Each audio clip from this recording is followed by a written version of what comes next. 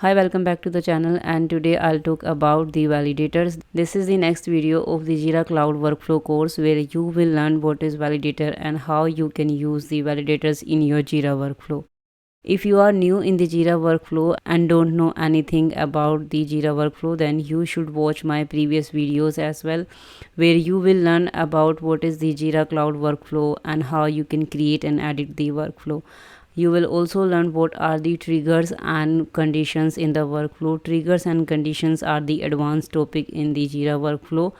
Today's topic will also come in the Jira advanced feature, which is validator. So now we will go to the official website of the Atlassian and we'll check what are the validators are and why we use validators in our Jira workflow. Validators help us to check that any input made to the transition is valid before the transition is performed.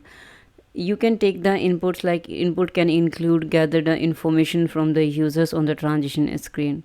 And if the validator fails, the issue does not progress to the destination status of the transitions. This is why we use the validators, and this is the work of the validators. Now we will go to our Jira Cloud instance and see how we can add the validator in our Jira Cloud workflow. You can come to this screen by clicking on this cog or a setting icon. You will click here and then you will click on the issues. You will come under the workflow section, and here we have the list of our workflow. We will use the same workflow that we are using in this series. This is the demo workflow and we are using this workflow in the development project. Now we will go and edit our workflow. This is an active workflow, that's why it will create a draft workflow, because right now we are editing it. You cannot edit an active workflow, you have to create the draft workflow for that.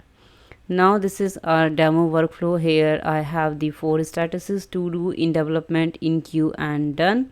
Now I want to put the validator from to do to in development transition. I will click here and you can see we have put it the trigger in the previous video and the conditions as well. You can go and watch the videos. Now I will go to the validators. I will click on validators, and here we have the transition to do to in development, and the transition name is in development here.